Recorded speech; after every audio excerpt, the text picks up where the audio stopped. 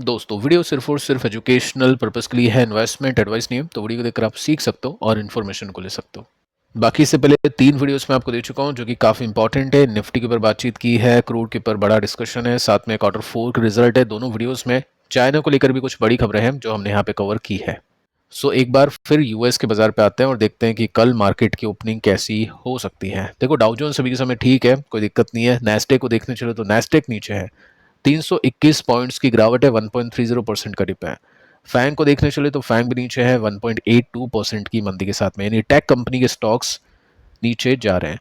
इसके पीछे का रीज़न है एनवीडिया का स्टॉक गिरना, तो बाकी जो कंपनीज है वो भी गिर रही है। हो सकता है कल अपनी जो डेटा सेंटर कंपनीज हैं, टेक कंपनीज है, उनके स्टॉक्स नीचे जाए।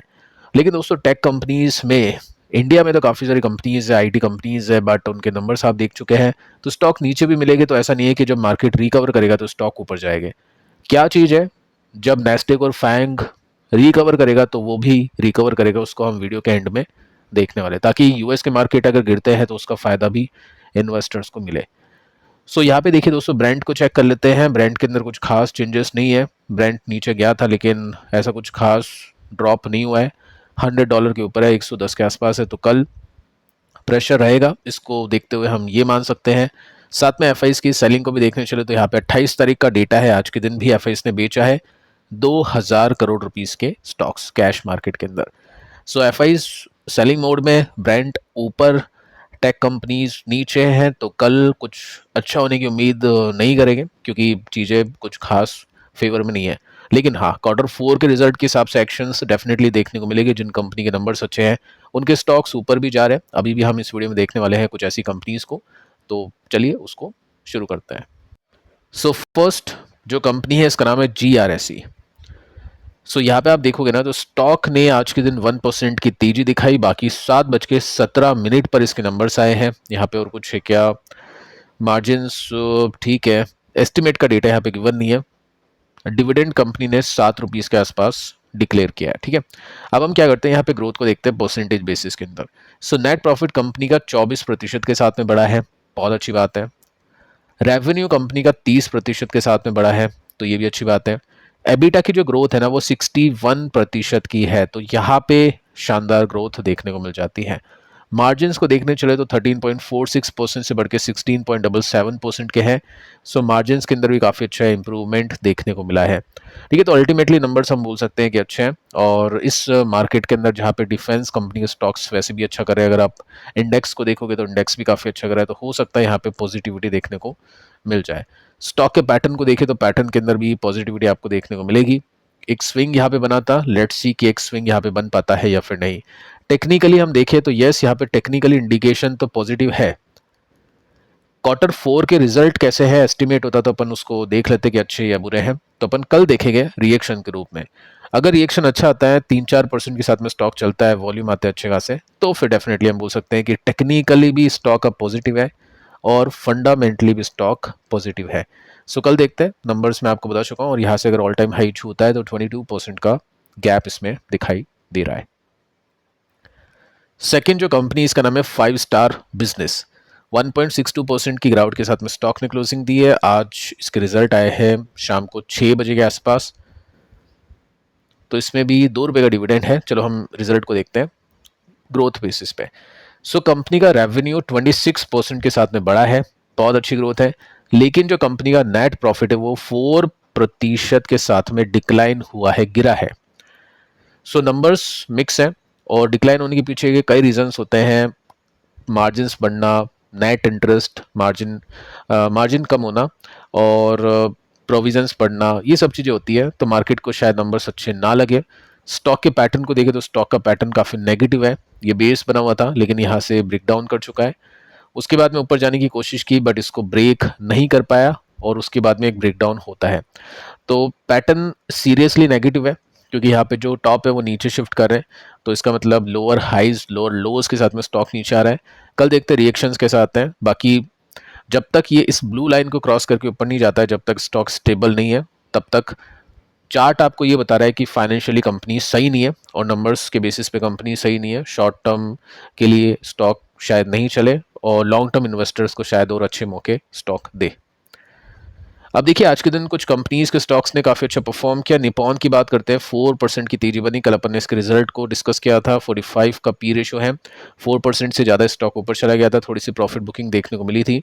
कल मैंने आपको कहा था कि बाकी एसेट मैनेजमेंट कंपनीज के कंपैरिजन में इसने सबसे अच्छे रिजल्ट दिए हैं। आप देख सकते हैं ईपीएस बीट यानी प्रॉफिट बीट है, रेवेन्यू में बीट है, तो अच्छे रिजल्ट इसने पब्लिश किए। सो निपॉन ने 30% की ग्रोथ दी है, 30% सेल्स एंड 30% प्रॉफिट। अगर मैं एचडीएफसी की बात करूँ तो यहाँ पे 17-2 की ग्रोथ है। अगर मैं आईसीआईसी की बात करूँ यहाँ पे 20-10 की ग्रोथ है, यानी निपॉन ने अच्छी ग्रोथ दी है। तो ये जानने का मतलब ये होता है कि मार्केट जब भी नीचे हो या स्टॉक जब भी नीचे हो तो फिर इन्वेस्टर को पता होना चाहिए कि कहाँ पे अच्छी ग्रोथ आई है, ताकि उसके बेसिस पे उन कंपनीज में पहले रिकवरी आए और वहाँ पे इन्वेस्टर्स अपने चांसेस को देख पाए। सो अच्छी ग्रोथ इसमें देखने को मिली है।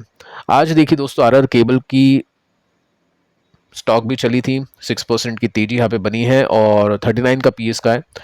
क्या रीज़न इसके पीछे का? देखिए फर्स्ट आप देखोगे ना तो पिछले 2 क्वार्टर्स में कंपनी बहुत अच्छा परफॉर्म करी है। इनफैक्ट मैं कहूँगा कि पिछले 4 क्वार्टर में ठीक परफॉर्मेंस है यहाँ पे, बस इसको छोड़कर। सो पिछला क्वार्टर भी सही था, उससे पिछला भी क्वार्टर सही था, अच्छे नंबर्स आ रहे हैं। वैल्यूएशन जहाँ पे 70-75 की थी वो घट के 30 की रेंज में आ चुकी है। सो मार्केट को लग रहा है ये जो क्वार्टर 4 है ये भी अच्छा आ सकता है। तो ये कब आएगा उसको देखते हैं। तो 30 तारीख को इसके रिजल्ट आने वाले हैं, यानी परसों इसके रिजल्ट आने वाले हैं। और उससे पहले की बाइंग ये दिखाती है कि इनसाइडर को या तो पता है रिजल्ट अच्छा आएगा या फिर मार्केट के एक्सपेक्टेशंस के हिसाब से इसमें बाइंग देखने को मिली है। अब देखो यहाँ पे 2 चीज़ें हैं। जब भी स्टॉक के नंबर्स आए नहीं और स्टॉक पहले ही चल जाए ऊपर 10-12%, तो छोड़ देते हैं इन्वेस्टर, क्योंकि कुछ भी हो सकता है वहाँ पे, क्योंकि तेजी तो वैसे मिल चुकी है। अगर रिजल्ट अच्छा आ गया तब भी प्रॉफिट बुकिंग होनी है, रिजल्ट बहुत अच्छा आ गया तब जाके बाइंग होगी। तो डिफिकल्ट है, मार्जिन ऑफ सेफ्टी अच्छा नहीं होता है। सो यहाँ पे हम देखें मार्जिन ऑफ सेफ्टी को, तो सपोर्ट इसका 18% नीचे है और यहाँ से ब्रेकआउट कर गया तो रेसिस्टेंस भी इसका 18% ऊपर है। तो मार्जिन ऑफ सेफ्टी सही नहीं है। डाउन साइड कम होनी चाहिए, अपसाइड ज़्यादा होनी चाहिए, उसको मार्जिन ऑफ सेफ्टी अच्छा माना जाता है। बाकी ठीक है, आज पॉलीकैब के स्टॉक ने भी अच्छी तेजी दिखाई, इसने भी अच्छी तेजी दिखाई, हो सकता है रिजल्ट इसके अच्छे आने वाले हो। अब देखिए दोस्तों, EMIL इसके स्टॉक ने भी अच्छी तेजी दिखाई। आज 12% की तेजी बनी। एक रिटेल कंपनी है जो कि इलेक्ट्रॉनिक्स प्रोडक्ट्स को बेचती है और 48 का पी है। एक्सपेंशन करिए, जस्ट 4000 करोड़ का मार्केट कैप है, काफ़ी छोटी कंपनी है। पिछले क्वार्टर में नंबर्स में प्रॉफिट अच्छा था, सेल्स अच्छी नहीं थी, उससे पहले वाले क्वार्टर बहुत खराब जा रहे थे, तो स्टॉक इस वजह से काफ़ी नीचे है। अब देखो इसके रिजल्ट कब आने वाले, उसकी डेट है नहीं, तो ये आई डोंट नो क्यों बाइंग इसमें हुई, कोई न्यूज़ भी नहीं है। हो सकता है किसी को कुछ खबर हो या फिर कुछ और रीज़न हो, लेकिन पैटर्न नेगेटिव है। यहाँ पे आप देख सकते हैं कि सपोर्ट टूट रहे हैं, स्टॉक नेगेटिव जोन में है। अभी स्टॉक ने तेजी पकड़ी है और तेजी पकड़ के स्टॉक ने अपने रेसिस्टेंस को टच किया है। सो यहाँ से ब्रेकआउट होता है तो फिर अगला रेसिस्टेंस 32% दूर है, लेकिन जब रिजल्ट का पता नहीं है तो फिर कन्विक्शन काफ़ी कम हो जाता है। लेकिन वॉल्यूम के बेसिस में अगर मैं आपको दिखाऊं तो यहाँ पे डेफिनेटली एक ब्रेकआउट हो चुका है। तो देखते हैं, यहाँ पे कंफ्यूजन, मतलब ऐसी कंपनीज में जहाँ पे पता नहीं है कि क्वार्टर 4 के रिजल्ट कैसे आ सकते हैं। देखो पिछले क्वार्टर में नंबर्स अच्छे नहीं है, तो फिर उसका मतलब यह है कि इस क्वार्टर का तो वेट करना ही है, उसको देखना ही है, उसके बिना तो फिर बाइंग करना तो बहुत डिफिकल्ट होता है, वो सट्टेबाजी होती है एक तरह से। सो देखते हैं नंबर्स कैसे आते हैं। बाकी आज किसी बड़े इन्वेस्टर्स ने बाइंग इसमें की है।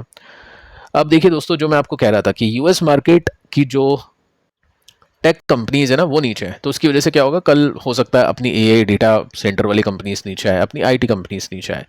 अब एआई कंपनीज को तो चलो ठीक है, नेटवेब है वो भी कितना नीचे आ जाएगा रेसिस्टेंस पे, तो मार्जिन ऑफ सेफ्टी उसमें भी अच्छा नहीं है, आईटी में तो कुछ है ही नहीं। सो यूएस मार्केट गिरेगा तो फायदा कैसे लेना है? तो वही चीज़ है नेस्टेक और फैंक। बट एक चीज़ आपको ध्यान में रखनी है, सर्किट्स में है, नेस्टेक का सर्किट ओपन हो जाता है तो अपॉर्चुनिटी इन्वेस्टर्स को मिल जाती है एंट्री करने के लिए।